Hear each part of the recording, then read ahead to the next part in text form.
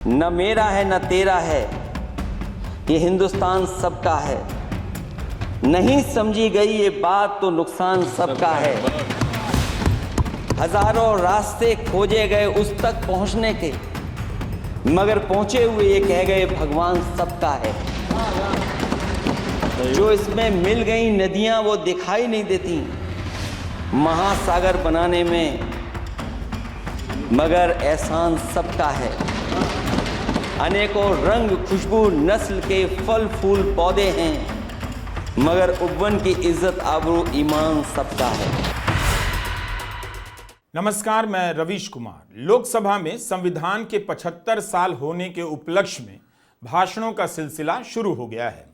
अखिलेश यादव के भाषण से लगा कि अब वे उस हिचक से बाहर आ रहे हैं कि मुसलमानों की बात करने से हिंदू वोटर नाराज हो जाएगा, बीजेपी को फायदा मिल जाएगा। चुनाव दर चुनाव विपक्ष के नेताओं ने अपने भाषणों में इन मसलों पर चुप्पी साधी और टिकट देने में भी आनाकानी की, लेकिन अब उन्हें भी लगने लगा है कि एक ना एक दिन इसी बहुसंख्यक वोटर से अब बात करनी पड़ेगी। उसे बताना पड़ेगा कि नफरत की राजनीति उसके लिए भी ठीक नहीं है। मॉब लिंचिंग से लेकर बुलडोजर के ये किस्से उसी बहुसंख्यक वोटर पर एक दिन बोझ बन जाएंगे। उसकी चुप्पी का फायदा उठाकर नाइंसाफी की जा रही है, इसे लेकर बहुसंख्यक को अब सतर्क करना पड़ेगा। अखिलेश यादव ने कहा कि सत्ता पक्ष का कोई व्यक्ति गेरुआ पहनकर आ जाता है और गाली भी दे दे तो उसकी जी हुजूरी की जाती है, खुशामद होती है, और दूसरा जब न्याय मांगने जाता है तो उसे लाठियों से पीटा जाता है। अध्यक्ष महोदय, आर्टिकल 14 कानून के समक्ष समानता, भारत के अंदर किसी भी व्यक्ति को राज्य कानून के समक्ष समानता को डिनाई नहीं कर सकता है। हो क्या रहा है, एक ही कानून कुछ लोगों के लिए अलग है और दूसरों के लिए अलग। अगर सत्ता पक्ष का व्यक्ति गेरुआ गमछा पहनकर गालियों को गाली दे दे तो जी हजूरी, और दूसरा न्याय मांगने जाए तो उसे लाठी। क्या ये अनुच्छेद 14 का अनुपालन हो रहा है? अध्यक्ष महोदय, किसी भी व्यक्ति को उसके जीवन और दैहिक स्वतंत्रता से कानून सम्मत प्रक्रिया के बगैर वंचित नहीं किया जा सकता। ये सबसे महत्वपूर्ण मौलिक अधिकार है, लेकिन सबसे ज़्यादा इसी का दुरुपयोग हो रहा है। फर्जी मुठभेड़ में हत्याएं, जेल के अंदर हत्याएं और पुलिस अफरीक्षा में हत्याएं। आदमी कहीं भी सुरक्षित नहीं है। ईडी का तो ऐसा कानून बना दिया गया है कि बिना एफआईआर, बिना नोटिस किसी को भी बंद कर दो। लोकतंत्र फासिज्म में बदल रहा है। प्रस्तावों में आगे जो लक्ष्य है, विचार, व्यक्ति विश्वास, पंथ और उपासना की स्वतंत्रता, अन्याय के खिलाफ विचार व्यक्त करने पर जेल, अभिव्यक्ति की स्वतंत्रता का अर्थ है देशद्रोह। अगर भाजपा के मत के नहीं हैं, दूसरे धर्म के हैं तो प्रताड़ना के हकदार हैं। और अब तो उपासना करने पर भी दिक्कत है, क्योंकि हर मस्जिद के नीचे मंदिर खोजने वाले तत्व इस देश को शांति से रखना ही नहीं चाहते हैं। उन्हें कानून की कोई परवाह नहीं है। इन सब मसलों पर अब बात करनी पड़ेगी। बुलडोजर के इस्तेमाल से कितने ही मुसलमानों के घर गिरा दिए गए, अपराध में नाम आया या चर्चा चल गई, घर गिरा दिया गया पूरे परिवार का। इन घटनाओं की इतनी दहशत हो गई कि विपक्ष के नेता भी ऐसे पीड़ितों के घर जाने से कतराने लगे। मीडिया ने कभी भी उन पीड़ित लोगों का साथ नहीं दिया जिनके घर बिना किसी सुनवाई या सजा के गिरा दिए गए। अखिलेश यादव लगता है इस हिचक से बाहर आ रहे हैं।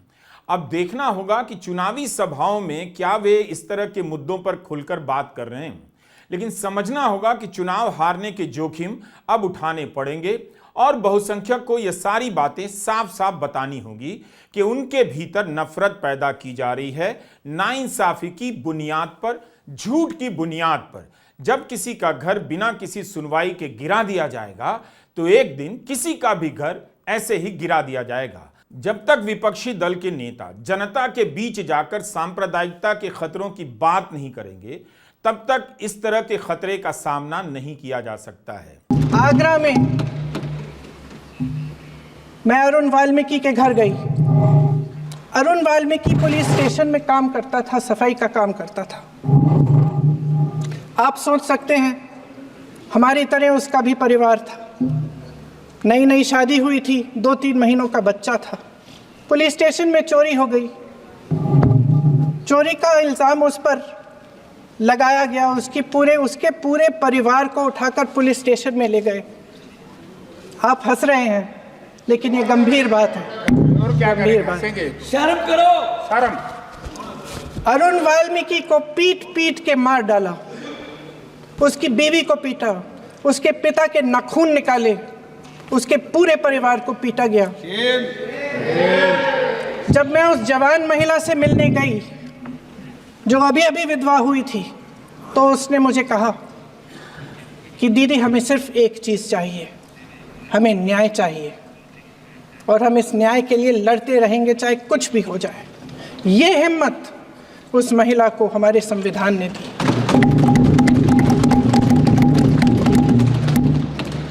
संभल के कुछ लोग आए थे हमसे मिलने जो मृतकों के परिवार के सदस्य थे। उसमें 2 बच्चे थे, अदनान और उजैर। अब सुनिए। उसमें 2 बच्चे थे, अदनान और उजैर। एक बच्चा मेरे बच्चे की उम्र का है, दूसरा उससे छोटा 17 साल का है। दर्जी के बेटे थे। दर्जी का एक ही सपना था कि वो अपने बेटों को पढ़ाएगा लिखाएगा। एक बेटा डॉक्टर बनेगा, एक बेटा भी सफल होगा दूसरा बेटा भी अपने जीवन में सफल होगा। उनके पिताजी हर रोज़ उनको स्कूल छोड़ते थे। उस दिन भी स्कूल छोड़ने के बाद अपनी दुकान में चले गए। उन्हें पता नहीं था कि विवाद हो रहा है। उन्होंने भीड़ देखी, घर आने की कोशिश की तो पुलिस ने गोली से मार डाला। वो 17 साल का बच्चा अदनान मुझसे कहता है, वो 17 साल का बच्चा अदनान मुझसे कहता है कि मैं बड़ा होकर डॉक्टर बन के दिखाऊंगा, मैं अपने पिता का सपना साकार करूंगा। ये सपना, ये आशा उसके दिल में हमारे संविधान ने डाली। अध्यक्ष महोदय, हमारे देश के करोड़ों देशवासियों के संघर्ष में, अपने अधिकारों की पहचान में, इनकी कठिन से कठिन परिस्थितियों से लड़ने की अपार हिम्मत में और देश से न्याय की अपेक्षा में हमारे संविधान की ज्योत जल रही है। मैंने हमारे संविधान की ज्योत को जलते हुए देखा है और इसके साथ साथ ये भी समझा है कि हमारा संविधान एक सुरक्षा कवच है। एक ऐसा सुरक्षा कवच है जो देशवासियों को सुरक्षित रखता है, न्याय का कवच है, एकता का कवच है और अभिव्यक्ति की आज़ादी का कवच है। कांग्रेस सांसद प्रियंका गांधी ने भी अपने पहले भाषण में इस हिंसा को लेकर बात की, लेकिन उन्हें भी साफ साफ बोलना पड़ेगा कि सांप्रदायिकता किसे शिकार बनाती है और किसे शिकारी बना रही है। जो शिकारी बनता है अंत में उसे दंगाई होना होता है। यह हिंसा हिंदू मुस्लिम हिंसा नहीं है, एंटी मुस्लिम हिंसा है। दफ्तर से लेकर घर घर में फैल चुकी है। इससे समाज बीमार हो जाएगा, उसकी सोच बंद हो जाएगी, तरक्की रुक जाएगी। सांप्रदायिकता, याद रखिएगा, इंसान को मानव बम में बदल देती है। बीजेपी के नेताओं के बच्चे विदेशों में पढ़ रहे हैं, शानदार शिक्षा पा रहे हैं और सामान्य घरों के युवा शोभा यात्राओं के नाम पर दंगों में पकड़े जा रहे हैं। उनकी मौत भी हो रही है और उनके खिलाफ मुकदमे भी। हमारा प्रेमबली कहता है कि धर्म निरपेक्ष गणराज्य बने। राज्य की निगाह में सभी धर्म समान हैं। हमारा सेकुलरिज्म हमें रिलीजियस इक्वलिटी का रास्ता दिखाता है। यही ना अर्थ इसका है। क्या इस पर सरकार अमल कर रही है? देश के 20 करोड़ से ज़्यादा अल्पसंख्यकों के, विशेषकर मुसलमानों को दूसरे दर्जे का नागरिक बना देने का प्रयास चल रहा है। उन पर हो रहे अत्याचार प्रतिदिन बढ़ते जा रहे हैं। उनकी संपत्ति को लूटा जा रहा है। हत्याएं की जा रही हैं, घर तोड़े जा रहे हैं, उनके पूजा स्थलों पर कब्जा प्रशासन की मदद से किए जा रहे हैं। अगर ये धर्मनिरपेक्षता तो धर्म शासित राज्य की क्या परिभाषा है। और हाल ही में हम लोगों ने अध्यक्ष महोदय उदाहरण देखा है कि किस तरीके से उत्तर प्रदेश में कई महत्वपूर्ण जगह पर इस तरह की घटनाएं जानबूझ करके की गई। मुझे याद है उस समय, जिस समय उत्तर प्रदेश का इलेक्शन चल रहा था, बहुत से लोगों को वोट डालने का अधिकार जिनको था उनको अधिकार से रोका गया और जो लोग वोट डालने जा रहे थे उन्हें डराया धमकाया जा रहा था। ऐसे इंतजाम किए गए थे कि ये वोट डालने के लिए वोट बूथ तक न पहुंच पाए। वो तस्वीरें अध्यक्ष महोदय न केवल हम लोगों ने देखी बल्कि पूरे देश और दुनिया ने देखी होंगी कि किस तरीके से उत्तर प्रदेश की सरकार के प्रशासन के इशारे पर एक पुलिस के अधिकारी ने महिलाओं को वोट से डालने से रोका और रिवॉल्वर दिखा करके कहा कि वोट डालने नहीं जाओगे। मैं उन बहादुर महिलाओं को बधाई देना चाहता हूं कि उन्होंने परवाह नहीं की और उन्होंने कहा कि इससे कुछ जान जाने वाली नहीं, अगर जान भी जाएगी तो हम वोट डाल करके आएंगे। क्या यही लोकतांत्रिक गणराज्य है? सच्चे लोकतंत्र में जनता संतापूर्वक मतदान के माध्यम से अपनी सरकार चुनती है।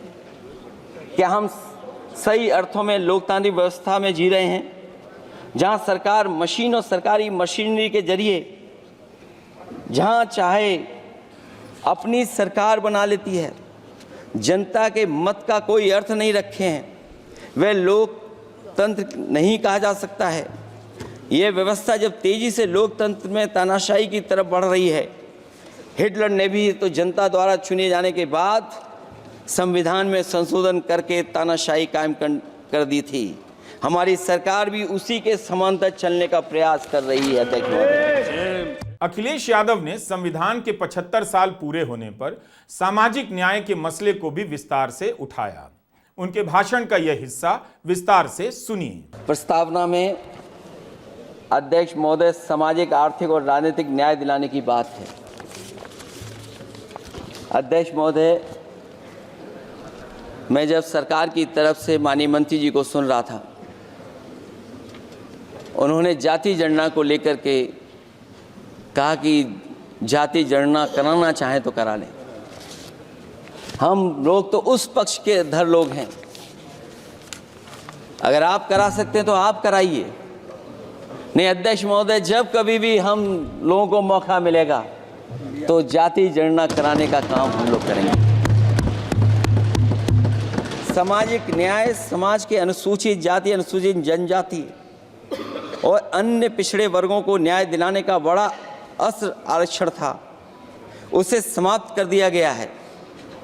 आउटसोर्सिंग और कॉन्ट्रैक्ट बेसिस पर थोड़ी बहुत नौकरियां जो दी जा रही हैं, उनमें दलितों और पिछड़ों का कोई आरक्षण नहीं है। शिक्षण संस्थाओं और विश्वविद्यालय में प्रोफेसर्स और वाइस चांसलर के चयन के समय इनके आगे लिख दिया जाता है, एक नया शब्द का इजाद हुआ, NFS, नॉट फाउंड सुटेबल। सरकारी उपक्रम भेज दिए, प्राइवेट उपक्रमों में कोई आरक्षण नहीं है। अध्यक्ष महोदय, शिक्षा मंत्री जी सूची जारी करें और अगर ये बात कहीं भी गलत है तो शिक्षा मंत्री जी सूची जारी कर दें। देश के सभी केंद्रीय विश्वविद्यालयों के वाइस चांसलर की ओर प्रोफेसर्स की एक, मैं तो कहूंगा अध्यक्ष महोदय कि शिक्षा मंत्री जी अगर ये सूची जारी कर दें कि जितनी भी सेंट्रल यूनिवर्सिटीज़ हैं और उनके माध्यम से जितने भी प्रोफेसर्स का अपॉइंटमेंट हुआ है, सब बात साफ हो जाएगी। आप केवल देश के 10% लोगों को ही ख्याल रख रहे हैं, बाकी 90% लोगों का आप ख्याल नहीं रख पा रहे हैं। और जाति जनगणना कभी जाति में भेदभाव नहीं बढ़ाएगा अध्यक्ष महोदय। जाति जनगणना जातियों के बीच दूरियां कम करेगा और तमाम हमारे ऐसे समाज के लोग जिनको न्याय नहीं मिला, जिनको अधिकार नहीं मिला है, अध्यक्ष महोदय कम से कम जाति जनगणना के बाद उन्हें अधिकार और सम्मान दिलाने का काम भी हो सकेगा। इसलिए हम इसके पक्ष में हैं।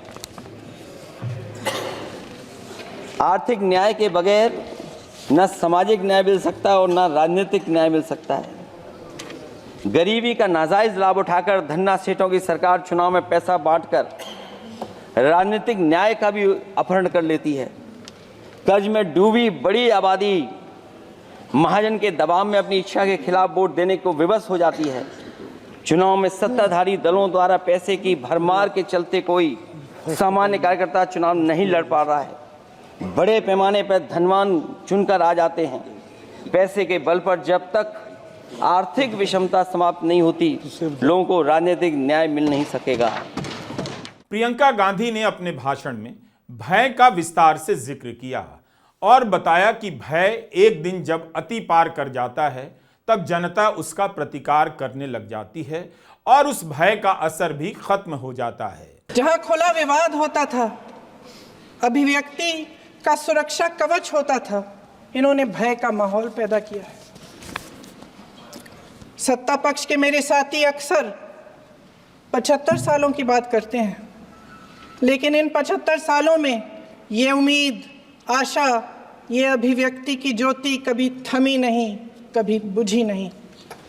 इस देश की जनता ने खुलकर आलोचना की, निडर होकर धरने किए, प्रदर्शन किए।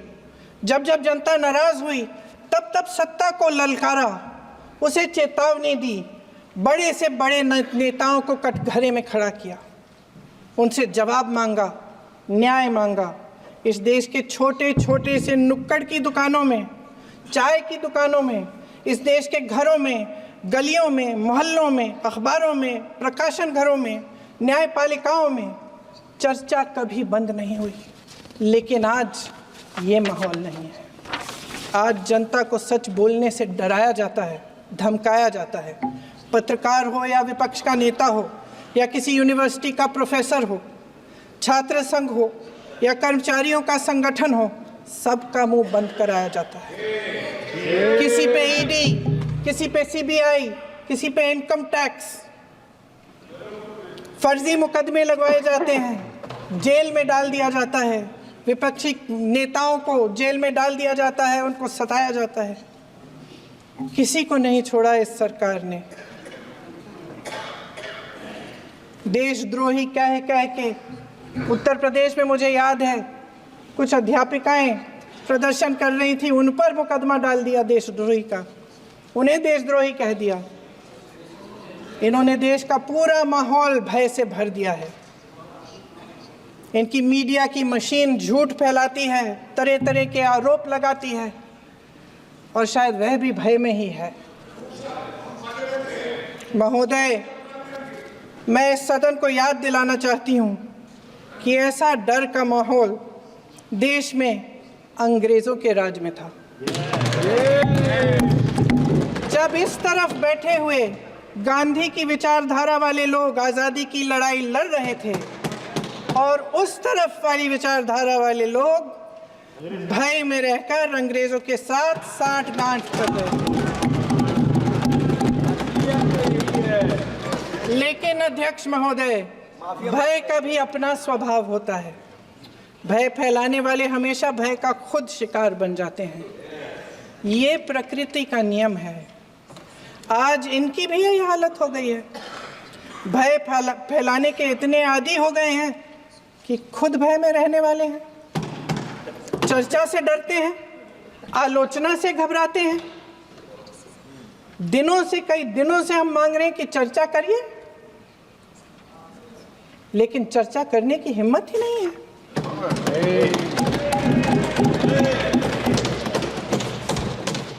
संविधान के 75 साल होने का यह मौका आप सभी के लिए है, केवल सांसदों के लिए नहीं, केवल विपक्ष के लिए नहीं, केवल सत्ता पक्ष के लिए नहीं। आप भी इस बहस में कूदिए, शामिल होइए, सड़कों पर बहस कीजिए, अतीत की नाकामियों को भी देखिए, उन मुद्दों को भी सामने लाइए और आज जो हो रहा है उसे भी देखिए। आप जितनी शिद्दत से इस बहस में हिस्सा लेंगे, संविधान का भविष्य उतना ही सुंदर होगा। नमस्कार, मैं रवीश कुमार।